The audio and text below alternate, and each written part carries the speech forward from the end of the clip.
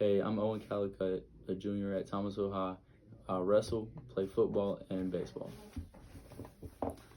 A star again.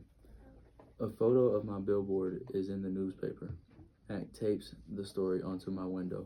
Each day, more curious people arrive. They park in front of the billboard.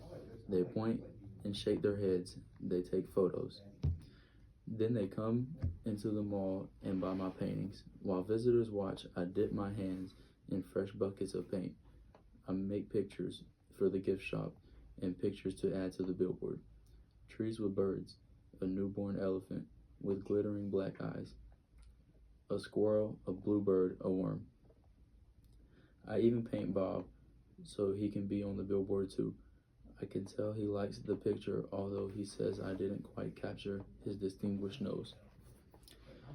Every afternoon, Mac and George add my new pictures to the billboard. People slow their cars while they work, drivers honk and wave. My gift shop pictures now cost $65 with frame.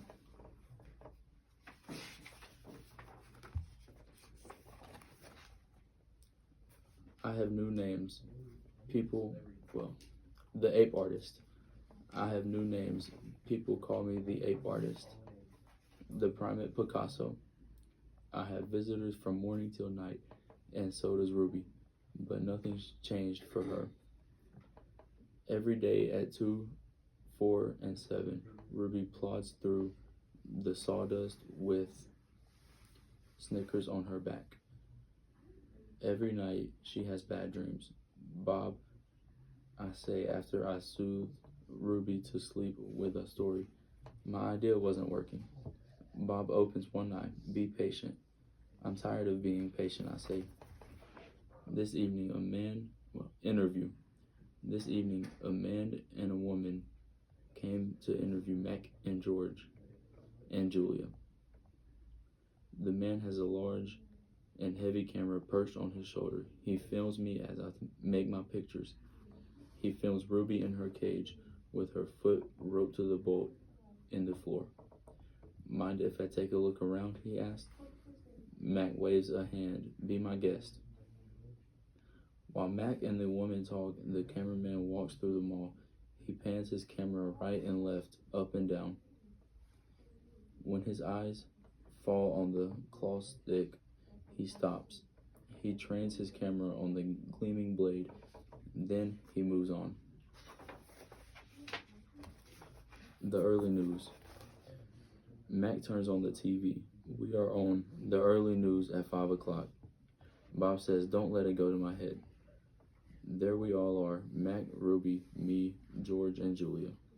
The billboard, the mall, the ring, and the claw stick.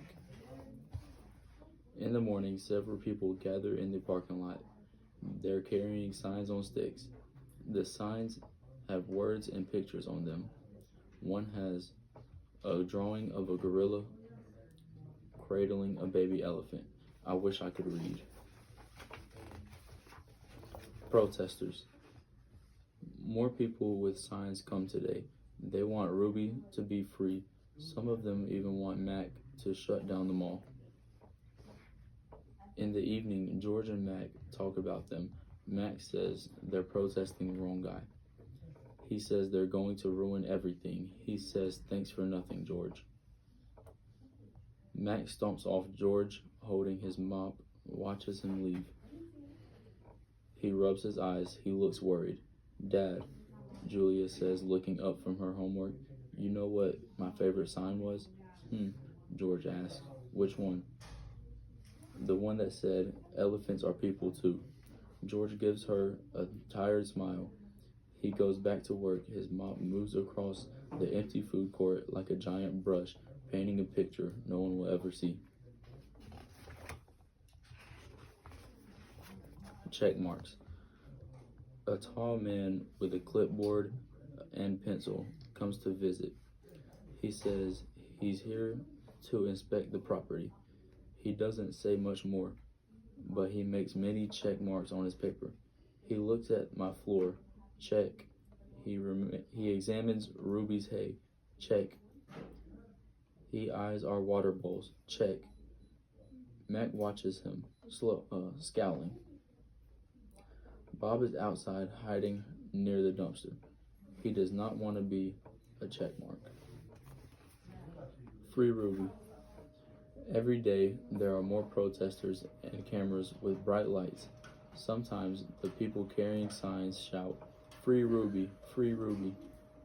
"Ivan," Ruby asks, "why are those people yelling my name? Are they mad at me?" "They're mad," I say, "but not at you." A week later, the inspecting man comes back with a friend, a woman with smart dark eyes like my mother's. She has a white coat on, and she smells like lobelia blossoms. Her hair is thick and brown, the color of a rotten branch teeming with luscious ants. She watches me for a long time, then she watches Ruby. She talks to the man. They both talk to Mac. The man gives Mac a sheet of paper, covers his face. He goes to his office and slams the door. New box. Something strange is happening. The white-coated woman is back with other humans. They place a large box in the center of the ring. It's ruby-sized. And suddenly, I know why the woman is here. She's here to take Ruby away. Training. The woman leads Ruby to the box.